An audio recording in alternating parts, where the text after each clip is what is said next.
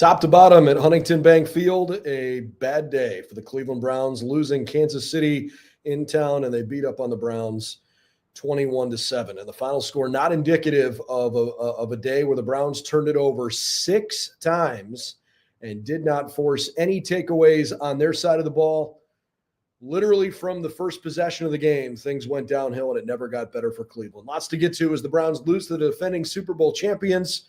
Cleveland falls to 3-11. Let's get into it. Our live reaction postgame show here in Cleveland.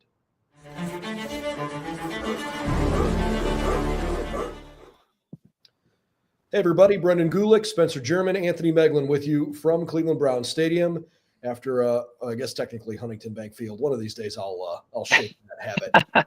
It was, just a day where maybe that's emblematic of how the day went. It was a bad day from the jump. From those who were hoping to see Taylor Swift in the building and didn't, to a Browns defense that forces a 3-and-out on the first series and fumbles the punt return deep in their own territory, and suddenly they're fighting an uphill battle. Guys, I thought the defense played winning football today. They did a good job, and the offense let them down over and over and over and over and over again. And not just with the turnovers, but with a borderline, what felt like incalculable number of illegal formations. It's just inexcusable. It was bad football today. Yeah, I almost feel like the second we found out Taylor Swift wasn't going to be here was kind of the indicator. Like anybody that had hope of seeing her, any hope you had of beating the Chiefs, I think was out the window pretty quickly too. After, like you said, you get a 3-and-out from the defense, really good start to the game. You're like, okay, let's get the ball to the offense and see what you can do. I mean, there's people down our row of media members, Brendan, who were kind of joking when they saw that the Chiefs won the toss, or when the Browns won the toss and deferred, like, oh yeah, it's always easy to play from behind against the Chiefs because they just assumed they were going to score, and that didn't happen. And you put yourself in a great position, and then you muff the punt. James Prochet, reminiscent of Kadarius Toney doing it last week in Pittsburgh, give the ball right back to him, and they score a touchdown 3 plays later. And really, like, you go back and think about the way this game played out.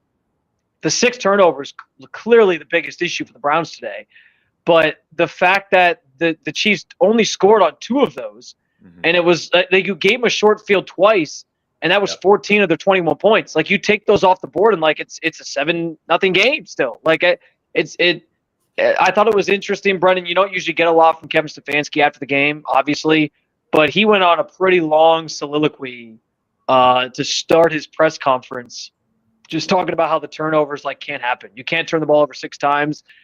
You could tell he was pretty fired up about the mistakes that they made today, most notably giving the ball away 6 times. Yeah, and Spencer, I would add to that is, like, as the game progressed, the Browns just kept feeling like they were in it, but it also felt like this huge mountain to climb. Like, hey, if you just would have scored, right? If we push this drive into the end zone, we'll have a chance. But they couldn't get out of their own way, and it was disappointing. Feels like the word of the year for this team, and it was certainly the word of the day today, because one that you don't often say you let one slip away against the defending champs, but it feels so like the Browns definitely had a chance to win this game, and they just kept shooting themselves in the foot. Yeah, and I'll say real quick, Megs, off of that, like, it felt like every time they had momentum, like, they'd mount a decent drive down the field and get into, on the Chiefs side of things, there'd be another interception, there'd be another turnover. The Nick Chubb fumble, it was the second possession of the second half. And in the first possession, Jameis throws an interception off of Nick Chubb's hands, and that was like, all right, chance to make it a chance to get back in the game right out of the gate while you throw an interception. And then the very next drive, Nick Chubb runs like a 10-yard run up the middle, gets a first down, and you're like, all right, cool, the ball's moving, run game's working today. And then he fumbles at the end of it.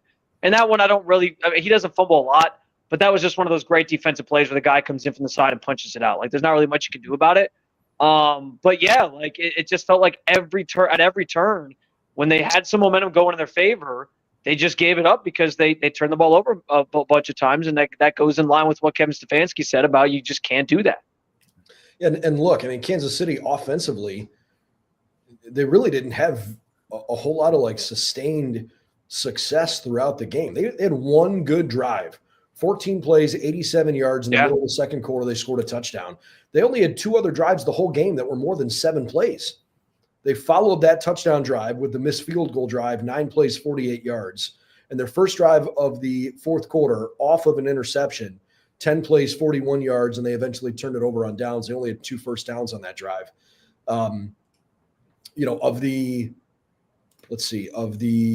many first downs did Kansas City had? 18 first downs. 7 of them were on that long touchdown drive that went 14 plays, 87 yards. So, I mean, it really only felt like there was 1 point all game where Kansas City was moving the ball at will, and you felt like, okay, this team looks like a really good offense.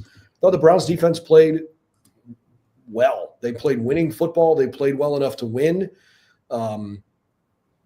It was the kind of game where, as a fan, after watching what happened through the first, 5 possessions of the game, where Kansas City has punted 4 times and scored once, and you've punted 3 times, turned it over on downs, and thrown a pick, you're kind of like, this thing it was boring at times. Mm-hmm. And unfortunately, it got worse, because the 2 worst pieces of news to come out of this game are that Myles Garrett got poked in the eye, and he essentially says, look, I'm in pain, but it was good enough to come back in.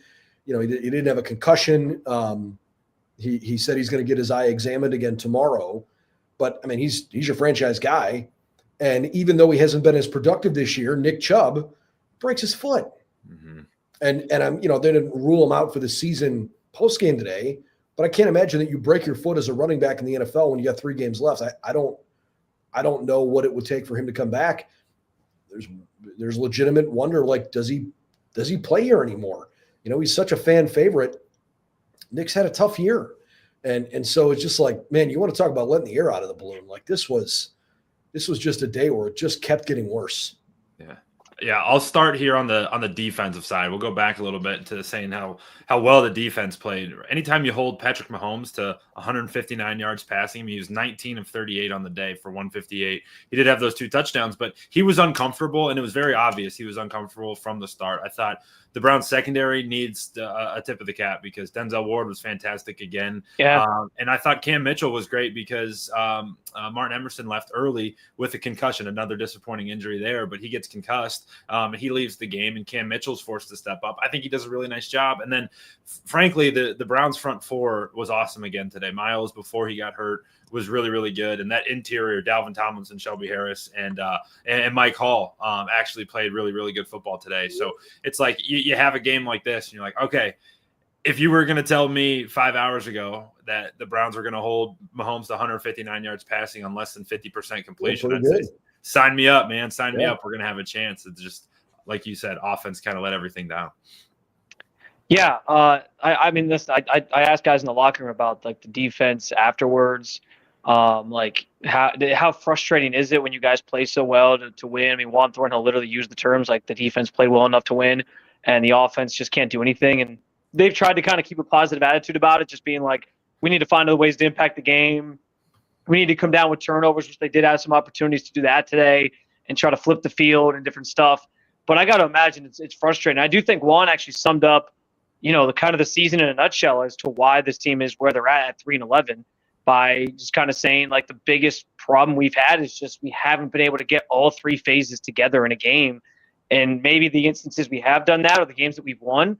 But other than those 3 games, like, they just haven't been playing complementary football. There's been games where the defense has been great.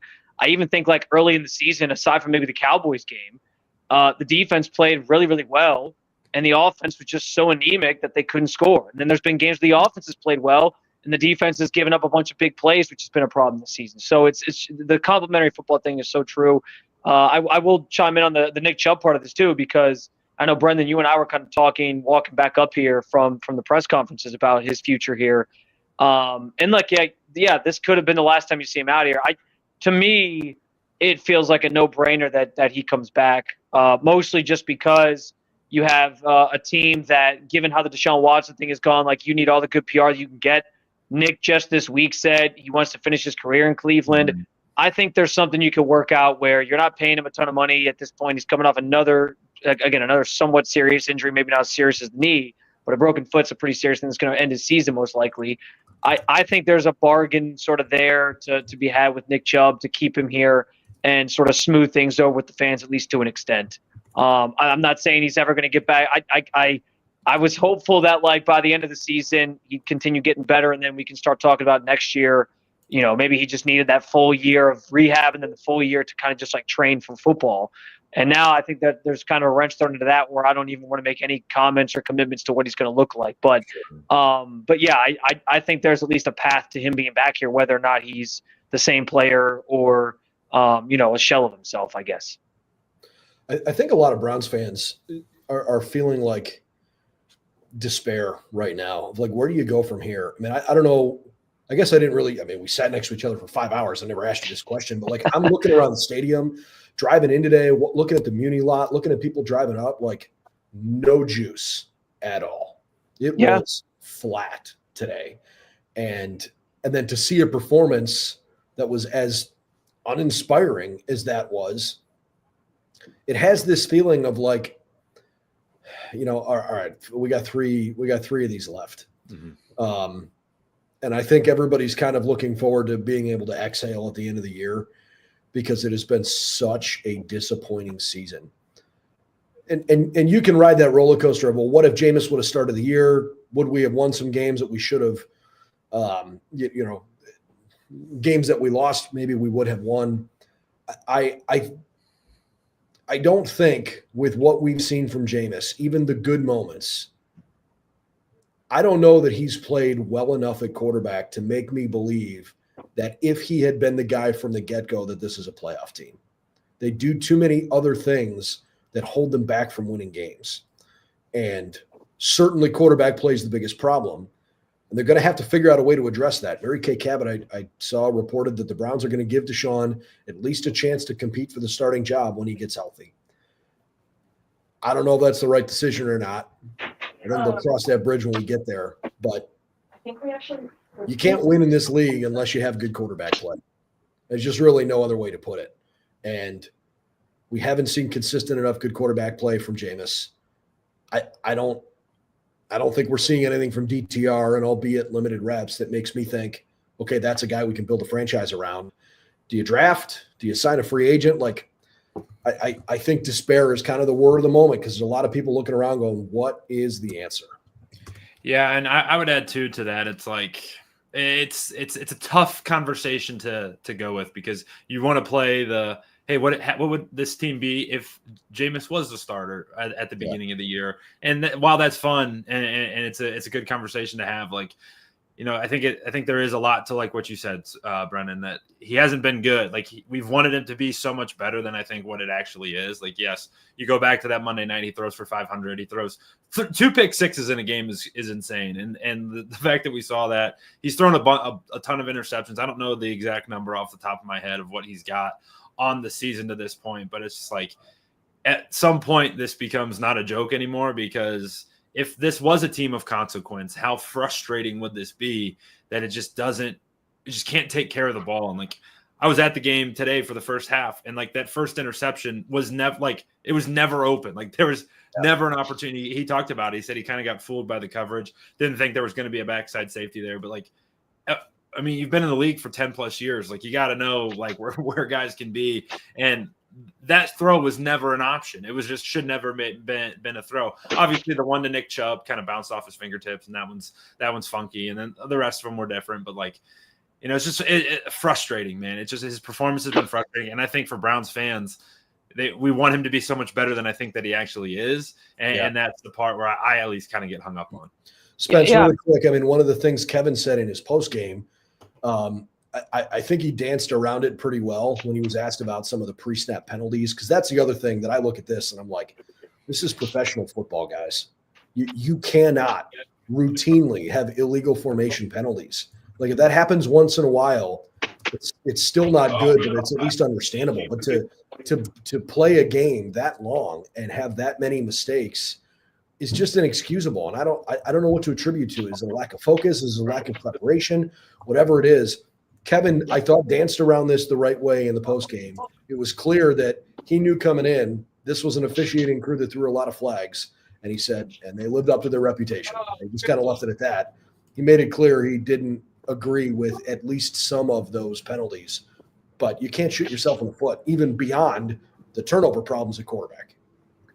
Yeah, I mean, and I think that's one of the more perplexing things about this team is like it's felt like a broken record where after every game we're asking guys like, why are the pre-snap penalties still a problem? Why aren't guys, figuring this out? And they give you the same answers. They're like, it's just about attention and detail. It's just about focusing. It's just about mentally kind of knowing where you're at. I mean, the illegal formation stuff, it all stems from the same thing the NFL is cracking down on, which are the tackles not being close enough to the line of scrimmage. Like that seems like something that by week 15, they would have at least corrected to a point where now, okay, if I line up even this far off, I'm going to be in trouble. Like it's muscle memory. It should be muscle memory sort of at this point. So yeah, like those things persist. The turnovers persist. You guys talked about Jameis. Like this is why I think you've said the most profound part of it, Megs. Like if these games were of consequence, if you were showing up on the in the hunt graphic right now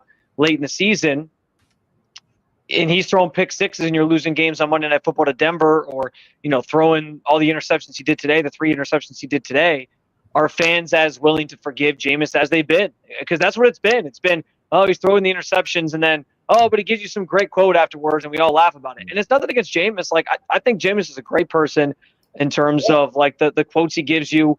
I know he's got a checkered past. I think he is kind of move past those things, and he seems like a very spiritual guy. I guess I don't know all the details of his life, so I can't speak totally to his character, but he certainly comes off like a person who cares about his teammates, cares about his family, has changed since his college days, all these different things.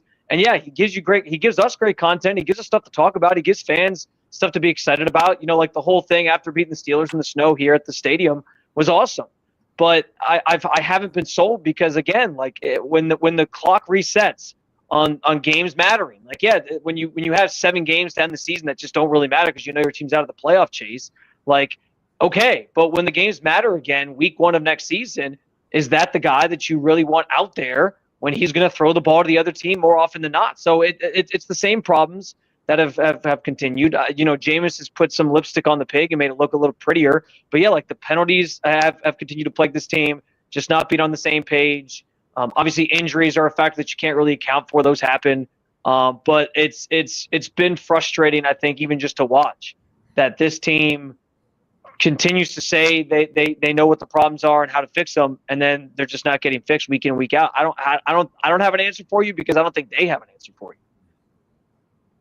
Yeah, and listen, I mean, I keep thinking back to 12 months ago, and was this team really as good as we thought they were 12 months ago to have fallen as far as they've seemingly fallen in this time? Or is there some level of hyperbole or, overinflated whatever? I mean, Joe Flacco was an amazing story here last year.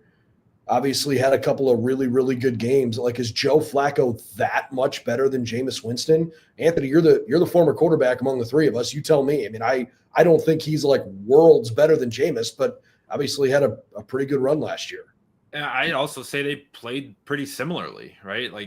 You think back to the Bears game. I was just looking up what this day would have been last year, and it was the Bears game. It was December 17th, 2023. And you think back to that Bears game. Did he have 2 picks in that game? 2 picks early. And remember, we needed that Herculean comeback. Remember, Justin Fields had the 4th down where he just gets tripped up just a touch by Cam Mitchell. And okay, let's pretend that doesn't happen. Well, then they're out of the playoffs, and then they go, how does the rest of that finish? And when Flacco took over last year, the team was at least in contention. When Jameis took over, this season was done, right? I joked, Spence, on that Monday night game, remember in our pregame, I said, "Oh, if we win, come back. I got a teaser for you." I had a path dialed up for the Browns to get to the playoff. It was pretty. It was a bumpy road. Let's just say that. But this team isn't. It's just got all of this combined is got off to a horrible start. Not that they quit on the season, but it didn't mean anything for a lot of this season. These games haven't meant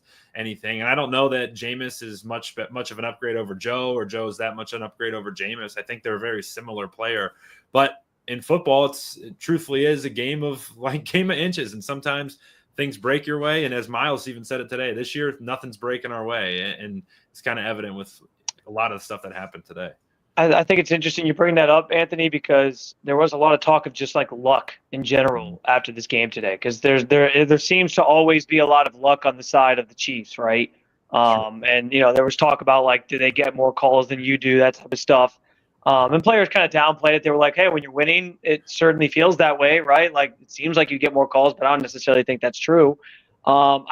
Listen, there probably was a little more luck on their side last year, and I also think the defense being better last year helps erase some of those things too. Like that was the great equalizer. Was like, yeah, Joe Flacco throws a pick, you knew the defense was going to get a stop, sort of like they did today. Like they but the offense was better, and you knew that it wasn't just going to be this stuck in the mud sort of process throughout most of the season. So yeah, like I think they do play very similarly, but I think when you're playing winning football, when you're winning games, like all that stuff just looks better. It feels like you have more luck on your side. It feels like things are more so going your way, aside from maybe the injuries that they accrued last year as well.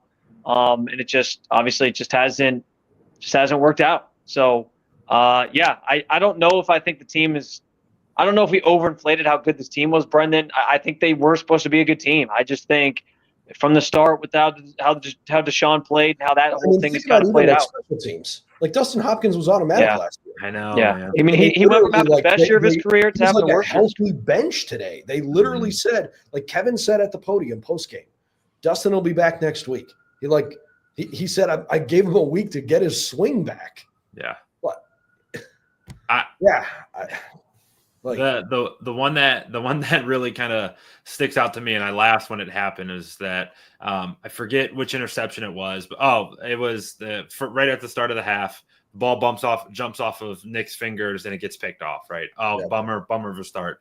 Well, like a couple plays later, definitely in the third quarter, I don't know where exactly it was, but DeAndre Hopkins goes down the field. Patrick misses him like 10 yards short, and DeAndre like gets his hands on him, and the ball bounces up in the air, and it like looked like Cam Mitchell. It looked like it went right through Cam's hands, and it was like, and DeAndre catches it and ended up being ruled incomplete anyway. But like I just laughed at it because I was like, 30 minutes ago, this same exact thing happened, and it fell into the Chiefs players' hands, and then when it happens for the Browns, it goes right through our guys' hands and drops to the ground. So just a funny little deal there with that one. Yeah. You guys got anything else? I mean, I'm running out of things to Can I go one positive? One positive? Because I'm dying for something. I might know. I think I might know where you're going here. You know where I'm going? Jerry freaking Judy. Yeah, 1,000 yards. Judy had 1,000 yards. 11 catches, 108. Didn't score today, but his third game with 100+ yards, third in the last 5 games as well, which is kind of telling to the quarterback situation, I think, as well. But yeah. And I don't know where CeeDee Lamb finished today, but he's definitely going to be at least 4th in the NFL after today. But I think CeeDee had like 116 yards or something like that. Okay, then he won't jump CeeDee, but he'll stay in the top 5 behind Jamar Chase, Justin Jefferson, CeeDee Lamb. That's pretty darn good company to be in. Yeah, I'll just real quick say off of that, like as the end of the year sort of dwindles here, we know there's a lot of questions that this team's going to have. I think they at least have one answer in the form of, the Jerry Jeudy trade was a good one. This guy can play. This guy can be, I think, your number 1 wide receiver. And maybe that makes your life a little bit easier as you prep for the draft and free agency. And maybe it becomes about getting a compliment to Jeudy and not necessarily feeling like you got to like swing big and try to land some number 1 wide receiver if you think he can be that guy. Didn't they have one in Amari Cooper? Yeah, that's fair. But look, it's revisionist history. But the reality is, you probably need to add to that group again. The idea of having at the beginning of the year, having Cooper, having Jeudy, having Njoku, and what you thought was going to be a healthy offensive line because everybody had come back from their injuries and a Deshaun, rehabbed shoulder was going to be fine. Chubb was back. Like you looked at this offense and go, this should be enough to go win a bunch of games. And the fact that we've played 14 football games and have 3 wins and for most of the season couldn't score 20 points, it's like it's as bad as this offense on the aggregate has looked like since they came back to the NFL. Yeah. Yeah. And I think the apathy is set back in. I like there was a lot of buzz today just because of the Taylor Swift rumors and all that. I think people were like, actually, there was something to sort of be excited about with this game leading into it. It's like it's the Chiefs coming to town, all these different things. And by the time, they were down like 14-0, you like looked around the stadium and it was just like nobody seemed to care. And so with 3 games to go, that's the reality that they live in, unfortunately. Yeah, no, it is what it is. All right, 3 left. The Bengals, the Dolphins, and the Ravens. I mean, I hate saying it like that, but there's a lot of people are like, hey, Christmas is in 10 days. Cool. New Year's is a week later. And, I don't know, for people in this region, maybe Ohio State's going to win a couple of playoff games. I don't know. I mean, they're looking for something to like have a little more attention. Cavs are good. The Cavs are really good. Cavs are really good. We got it. You can also find us at Cavs on SI, just in case you're wondering. How ironic. 3 same guys that you'll see over on that site too. You guys want to talk about the Andres Jimenez trade? I mean, should Ryan Day be fired? We'll look for other topics here. Maybe our Browns audience would feel better about that. But anyways, certainly appreciate all the support.